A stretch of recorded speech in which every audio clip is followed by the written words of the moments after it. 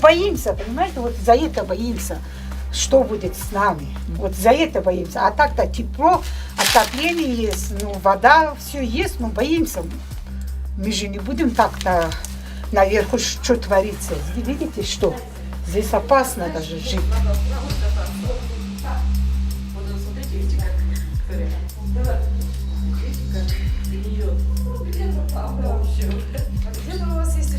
Мы, администрация, обращались в городе Иркутске, потом везде обращались, в Москве тоже писали. Москва ответ проходил, говорил, пусть город решает. А город, видите, вот нас так оставили.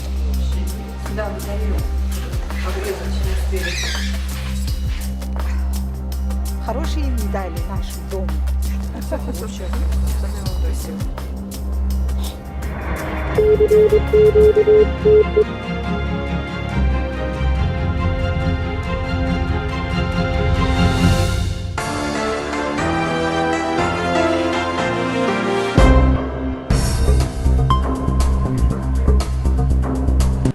Hello and welcome.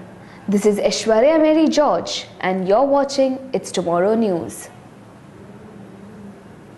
In the first time in history, there is a snowfall in desert area of UAE. Snow was covered on the Jais mountain of Ras Al Khaimah on Sunday. Jebel Jais is located 25 km northeast of the city Ras Al Khaimah.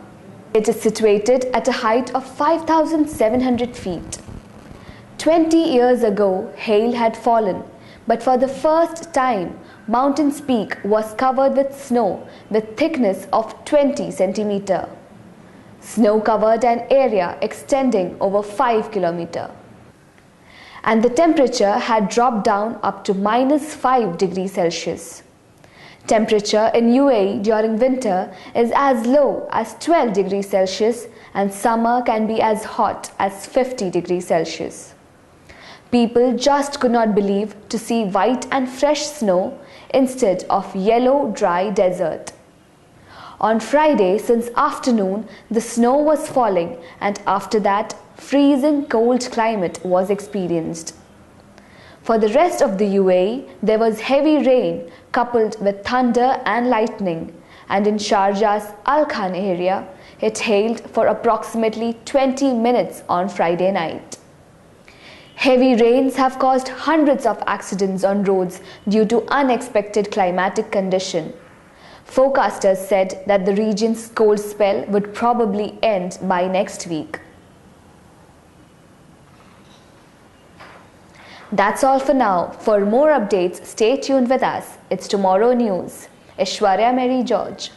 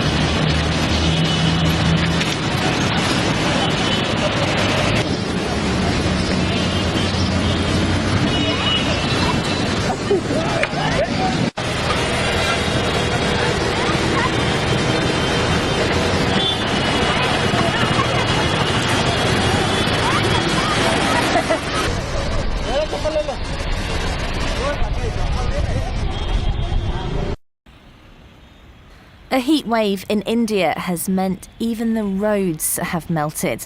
Temperatures have soared to 47 degrees Celsius in some parts, and the heat has now claimed 1,700 lives in just 1 week. This year's seen the highest numbers of deaths caused by the heat since 1995.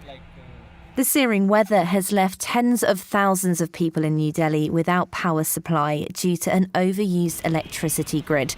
Local hospitals have also been struggling to treat victims of heat stroke over the past few days. Authorities have warned people to stay out of the sun, cover their heads and drink plenty of water. The monsoon is forecast to hit the southern state of Kerala next week before sweeping across the country. But it will be weeks before the cooling rains reach India's arid plain.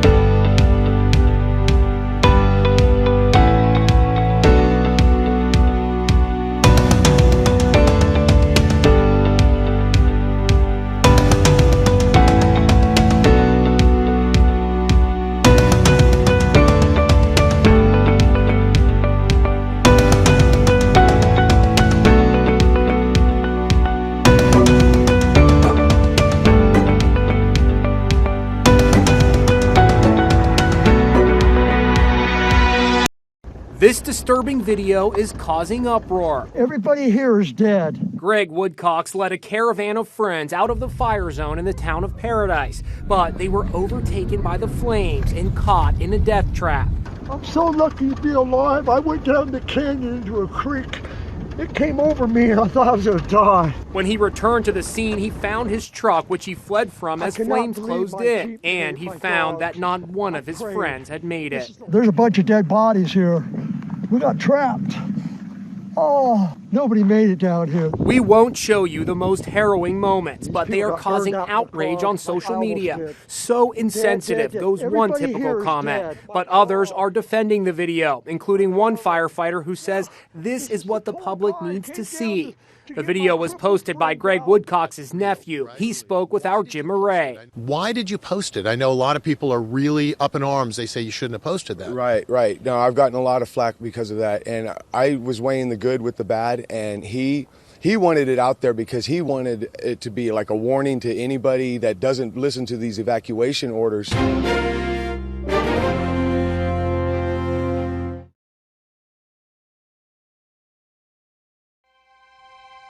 When Hurricane Katrina struck New Orleans, entire neighborhoods vanished under 20 feet of water. The devastation ranks as one of America's worst natural disasters, but also one of the worst man-made disasters. That's because since its early days, New Orleans has been sinking. The soil in and near New Orleans is a tenuous combination of silt, sand, and clay. Over time, the soil compacts and sinks. Before the Mississippi River Delta was developed, the river flooded regularly. Fresh silt from the floodwaters replaced the sinking ground and kept the land above sea level.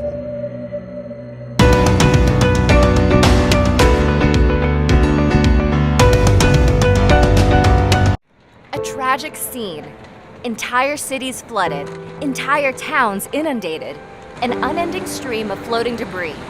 Buildings, cars, people swept away in an unstoppable wave. It's a brutal reminder, tsunamis are dangerous and unpredictable. But what causes these giant waves and what can be done to minimize their impact? Tsunamis can strike with little warning because they're usually triggered by a sudden displacement of ocean water, like volcanic eruptions, landslides, meteorites, or, the most common culprit, earthquakes. In the deep ocean, a typical tsunami wave is barely noticeable and poses little threat. But the waves can spread out thousands of miles, rolling across the ocean at speeds up to 600 miles per hour. As the rolling water reaches the shoreline, the wave's friction against the shallower floor slows it down and raises its height. By the time it reaches the shore, the wave can be as tall as 100 feet. Unlike ordinary waves, a tsunami wave doesn't crest and break. Instead, it moves forward like a solid wall of water that crashes over the coastline, obliterating almost everything in its path. And just when you think the danger is over, it recedes, dragging everything back to the ocean. Tsunamis have multiple waves which can continue to hit the shore for several hours, causing even more destruction. The word tsunami originates from Japan, a country that sits on a geographic location that makes it an easy target for these natural disasters. In 2011, it was struck by a tsunami that claimed nearly 16,000 lives. But the deadliest tsunami in history is believed to be the Indian Ocean tsunami of 2004. The U.S. Geological Survey estimated that tsunami released the energy equivalent of 23,000 Hiroshima-type atomic bombs. An earthquake created an estimated 600-mile rupture on the ocean floor. This caused the tsunami to form and then travel at the speed of a jetliner, reaching over 11 countries, traveling over 3,000 miles, killing more than 220,000 people. Because they can strike so quickly with such deadly force, tsunami warning centers around the globe are on constant alert, monitoring underwater earthquakes large enough to trigger massive waves. Their ultimate goal is to alert vulnerable coastlines and give residents time to seek higher ground before a tsunami hits. It sounds biblical, but as the world grapples with the COVID pandemic, the continent of Africa is facing another plague, locusts. As Nick Schifrin reports, the small insects pose a serious threat to food security throughout the region. In East Africa, the air carries two plagues. Locusts, swarms with as many as 50 billion insects. As COVID-19 threatens the people, locusts threaten people's livestock and food. They are being a menace, eating our grass and even getting into our homes. When we slaughter our livestock, we find locust faces in their stomachs. Without a doubt, they are affecting our health, our animals' health, and the environment. In February, 8 East African countries experienced an initial swarm, the largest for parts of the region in 70 years. And now a new wave is 20 times larger than the first wave. There are swarms that it's not uncommon to be, let's say, the size of Manhattan in New York City. So they can be very big. In one day, that swarm can eat the same amount of food as everybody in New York and California combined. Keith Cressman is the Food and Agriculture Organization's Senior Locust Forecasting Officer. He says in a region that is already struggling with food security, more than 33 million people are now food insecure and require assistance. This region is very, very vulnerable. For the past 3 years, they faced droughts. This year, they faced heavy rains and floods. So already, they're living in a very precarious situation. Pesticides can fight the locusts, and the FAO is appealing for millions of dollars of aid to deliver more. But border closures because of COVID-19 can slow down deliveries. And locals gathering to combat the locusts, often without success, can spread coronavirus. The UN is instead pushing for the use of biopesticides and remote data collection, and is working with governments to ensure the people who are fighting the locusts can travel despite travel restrictions. The governments realize, not only COVID-19 is serious, but also locust is serious. So they have given waivers to all of those involved in the locust campaign, and they're considered as essential services. The outbreak originated in the Arabian Peninsula, where heavy rains in 2018 and 2019 created the insect's ideal breeding ground. Climate change might also be making the problem worse. There's 8 cyclones in 2019. Usually there's none or one. So, obviously something's going on with the weather. It could be climate change, but whatever it is, if we see this trend continuing, it's going to mean that there's going to be more desert locust upsurges like we're facing this year. While the world fights the coronavirus, much of East Africa is battling a second threat with no reprieve in sight. For the PBS NewsHour, I'm Nick Schifrin.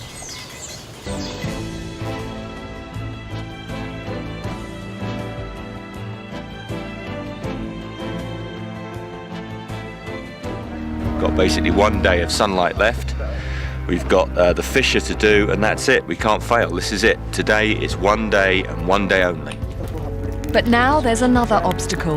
The last kilometre between them and their goal is studded with volcanic vents spewing deadly sulfur dioxide gas. Like a chemical minefield which they have no way of avoiding.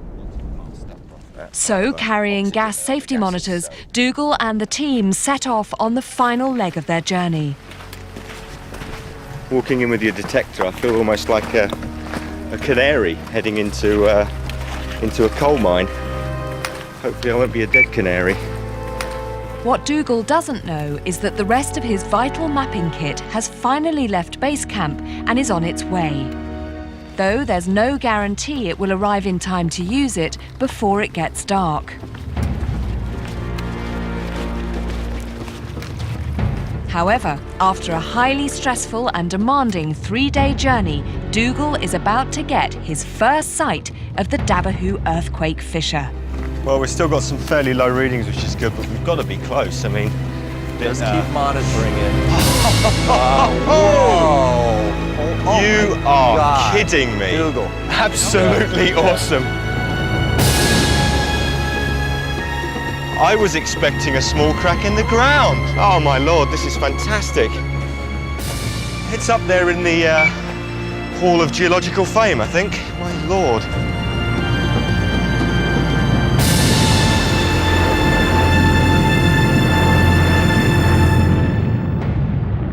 Before the eruption, locals recall how the ground swelled until it finally burst open in a massive explosion, throwing thousands of tons of ash and rock across a vast area, swallowing their camels and goats.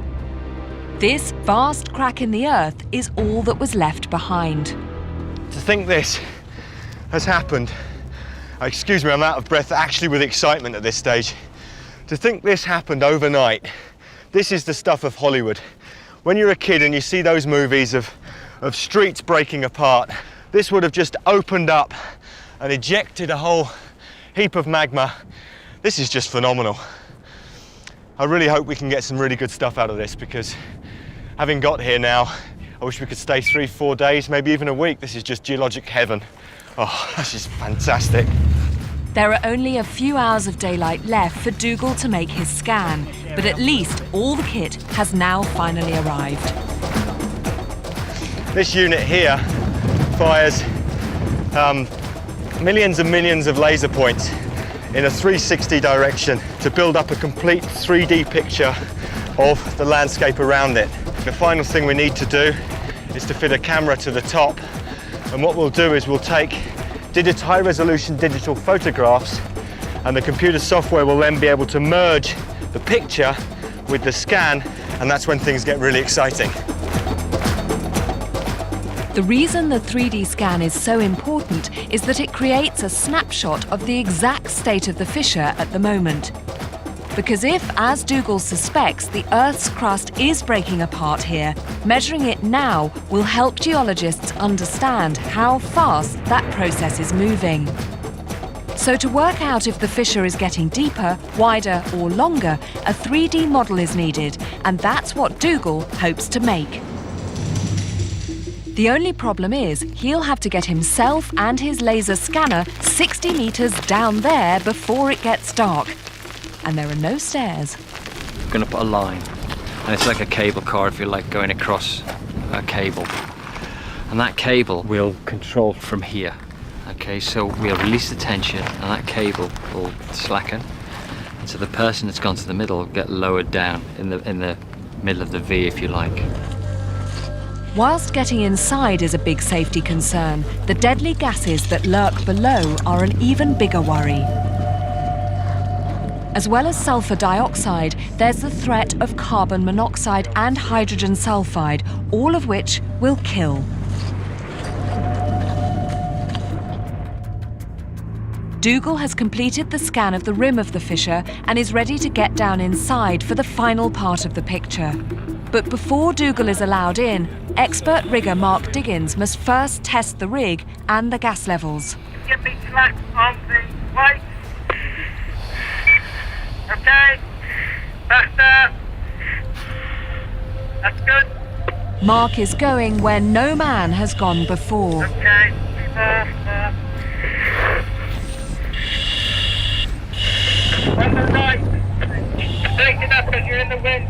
As well as the risk of gas, there's the constant threat of another earth tremor. And that's before he gets to the bottom, wherever that turns out to be. Okay, we start snacking on off the cable, over. Go in, go in. With just 2 hours of sunlight left to get Dougal and his scanning equipment down, they can't afford the slightest hitch. Stop there, guys. Stop, stop, stop.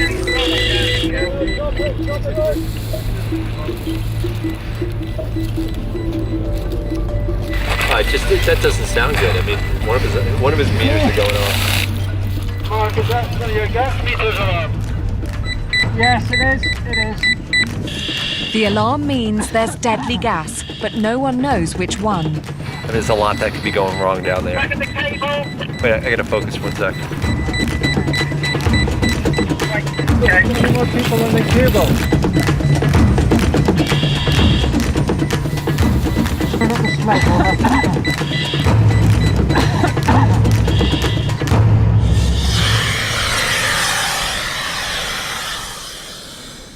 So that was the H2S alarm going off. So this is hydrogen sulfide, which is probably the one that's the most dangerous and the one that we didn't really want to be seeing on this. Hydrogen sulfide can kill with just one breath. If Mark's breathing apparatus had failed or his face mask slipped, the fissure would have claimed its first human victim.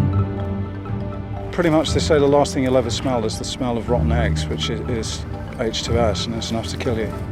This is a once-in-a-lifetime chance to create a unique scientific record. But at what risk? You'll only get one crack at it, and if that BA equipment packs up whilst you're on a rope, you're not going to be getting out of it.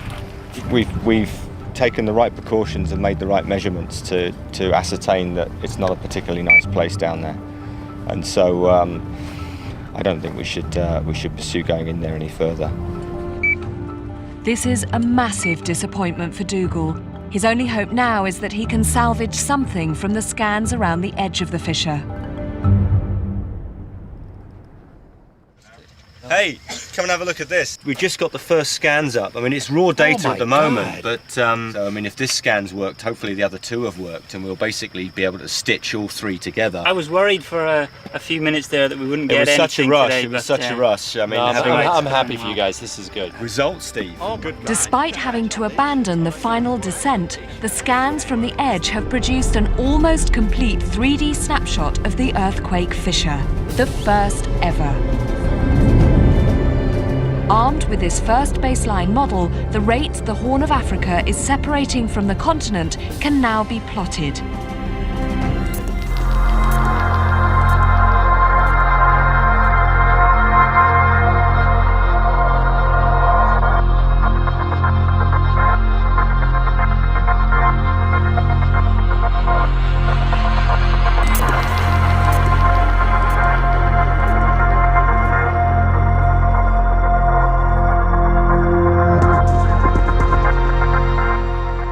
Сначала появилась сильная резь, жжение, краснота. После выхода из воды несколько дней пелена перед глазами и сильная отечность.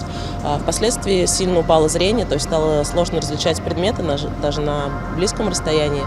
Вот, с этой проблемой я обратилась к окулисту, и офтальмолог дал заключение о том, что это химический ожог роговицы.